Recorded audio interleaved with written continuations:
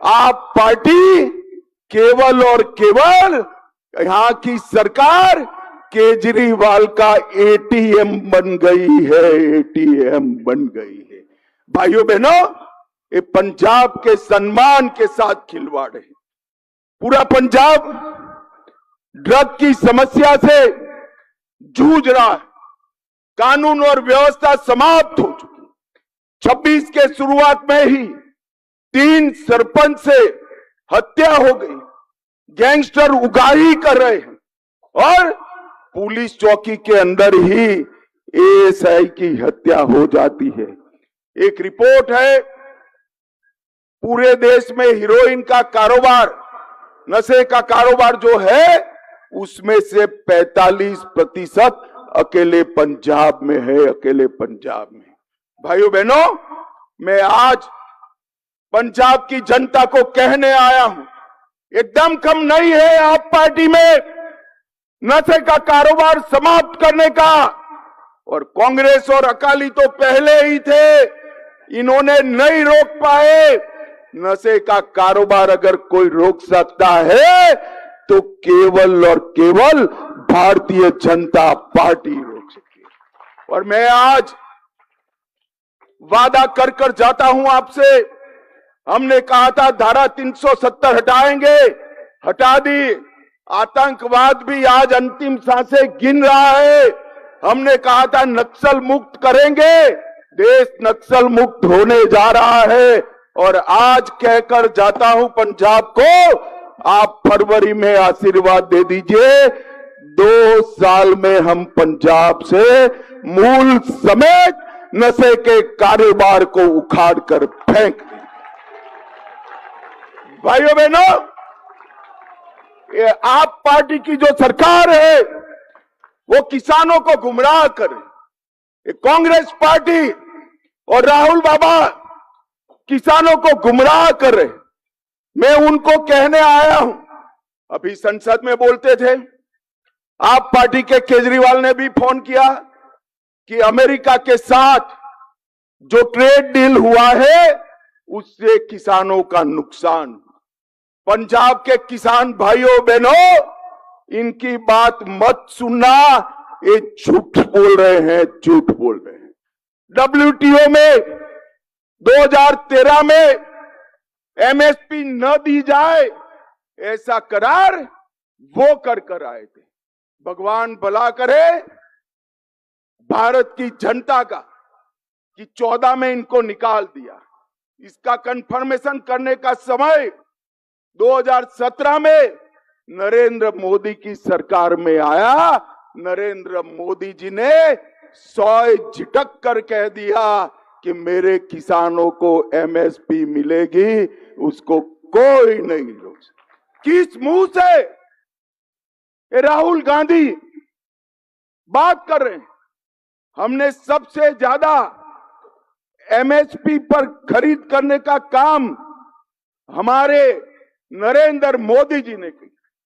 पूरे पंजाब के किसानों को सबसे ज्यादा रबी और खरीफ के गेहूं और धान दोनों सबसे ज्यादा अगर किसी ने खरीदे हैं तो नरेंद्र मोदी की भाजपा सरकार ने खरीदे।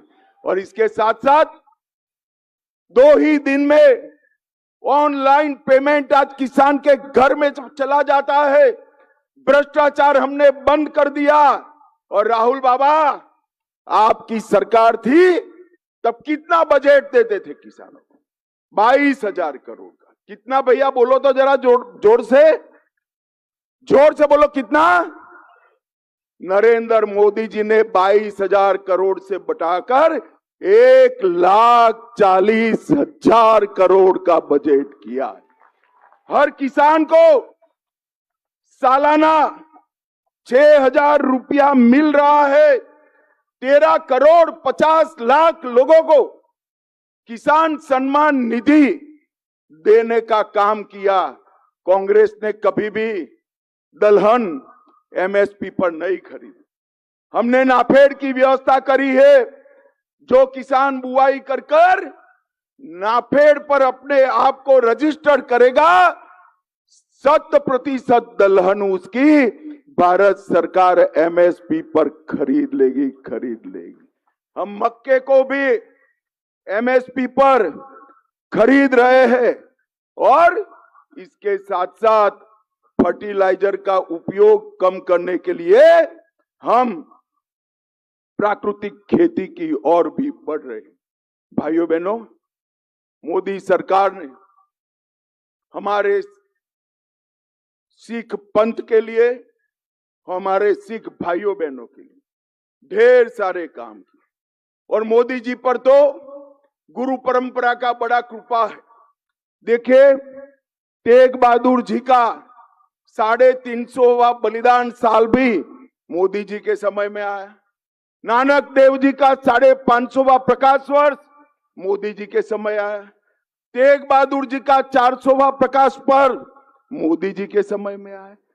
सरबंस दानी दसम पिता का 350वां प्रकाश पर्व मोदी जी के समय में आया और मोदी जी ने इस सभी पर्वों को राष्ट्रीय पर्व बनाकर कश्मीर से लेकर केरल तक और द्वारका से लेकर कामाख्या तक गुरुओं का संदेश पहुंचाया।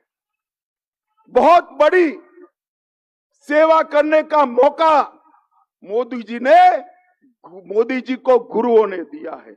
और भाइयों बहनों, एक बात याद रखना, दसम पिता के साहबजादों जैसा बलिदान पूरे विश्व में कहीं इतिहास में नहीं, मगर इसको कोई सम्मान नहीं करता था।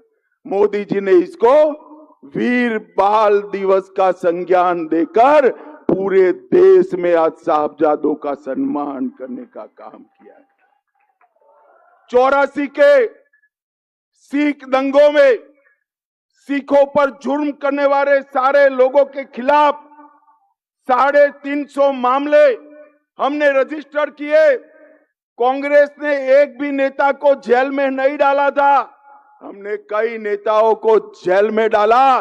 और राहुल बाबा, आपके पिताजी ने सिख दंगों पर कहा था, बड़ा पेड़ गिरता है तो धरती हिलती है।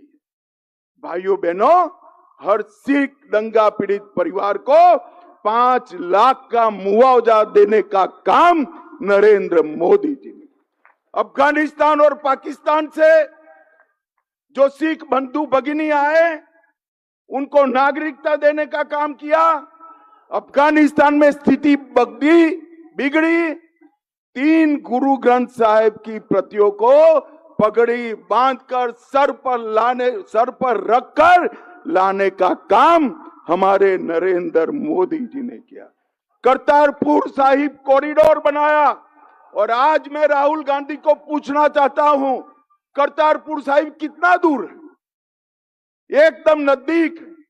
जब बंटवारा होता था, थोड़ी दृष्टि होती, गुरु साहिबानों पर श्रद्धा होती, तो करतारपुर साहिब आज भारत में होता।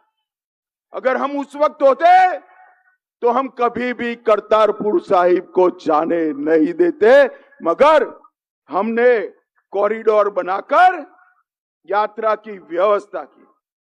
वीर बाल दिवस मनाया हमने। हरमिंदर साहिब को FCRA का रजिस्ट्रेशन कराया और लंगर पर से GST हटाने का काम भी भारतीय जनता पार्टी के नरेंद्र मोदी। मुझे तो हंसी आ रही। अभी ये कांग्रेस पार्टी कह रही थी कि भाजपा ने सिखों के लिए क्या किया। अरे भाई, हमने क्या किया इसका हिसाब तो मैं दे दिया। आपने तो अकाल तख्त पर टैंक चढ़ा दिए थे। भाइयों बहनों, एक कांग्रेस पार्टी, उनके समय में ही आतंकवाद आया, उनके समय में ही सिख और हिंदुओं के बीच में झगड़ा चलाया।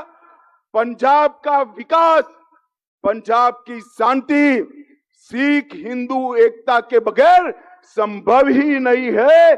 और नरेंद्र मोदी जी के नेतृत्व में ही सिख हिंदू एकता हो सकती है। भाइयों बहनों, आज पूरा पंजाब धर्म परिवर्तन से जूझ रहा है। मैं आज यहां कहकर जाता हूं सारे हिंदुओं को, सारे सिख भाइयों बहनों को, कि आप एक बार भाजपा सरकार बना दो, हम पहला बिल पंजाब में धर्म परिवर्तन पर प्रतिबंध डालने का लेकर आएंगे। ये कांग्रेस और आप पार्टी को मालूम नहीं है, वोट बैंक की लालच में धर्म परिवर्तन को फैसिलिटेट करते हैं। उनको मालूम नहीं है, नवे गुरु श्री तेग बहादुर साहब ने धर्म परिवर्तन रोकने के लिए अपना सर कटाया था, सर कटाया था। आप एक बार भारतीय जनता पार्टी की सरकार बना दो, हम पंजाब में नशा तो बंद करेंगे ही करेंगे और इसके साथ धर्म परिवर्तन को भी समाप्त कर देंगे। अभी अभी पंजाब और यूपी में चुनाव आ रहा है।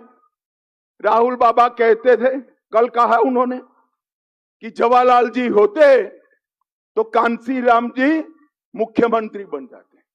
अरे राहुल बाबा, आप कौन होते हुए अपॉइंट करने वाले? कांसी राम जी अपने आप में बड़े नेता थे और आपके वक्त अंबेडकर जी थे। नेहरू जी ने क्या किया अंबेडकर जी का? चुनाव हराने का काम अंबेडकर जी को उन्होंने किया। और नरेंद्र मोदी सरकार ने गुरु रविदास जी के नाम पर एयरपोर्ट बनाकर दलित समाज का सम्मान करने का काम। भाइयों बहनों, ये राजनीति करते हैं, उनको शासन करने के लिए कोई सरोकार नहीं। और मैं आज कहकर आता हूं, पंजाब को हंसाने वाला नहीं, पंजाब को अच्छे से शासन करने वाला मुख्यमंत्री चाहिए, अच्छे से शासन करने वाला मुख्यमंत्री। पंजाब के सामने कानून और व्यवस्था की समस्या है, नशे की समस्या है, किसानों की समस्या है, धर्म परिवर्तन की समस्या है, भ्रष्टाचार की समस्या है, वादा खिलाफी की समस्या है। आप मुझे बताओ, पंजाब के अभी के मुख्यमंत्री ये सारी समस्याओं का अंत ला सकते हैं क्या? अरे जोर से बोलो भैया, ला सकते हैं क्या? और जोर से बोलो, ला सकते हैं क्या? ये सारी समस्याओं का एक ही समाधान है, 2027 में मोदी जी के नेतृत्व में भारतीय जनता पार्टी की डबल इंजन की सरकार बनाई। मुझे बताओ पंजाब वालों, आने वाले चुनाव में हम भारतीय जनता पार्टी की सरकार बनाएंगे क्या? अरे जोर से बोलो, बनाएंगे क्या? कमल का फूल पंजाब में पहली बार खिलाएंगे क्या? नशे के कारोबार को बंद करेंगे क्या? सिख हिंदू एकता कायम करेंगे क्या?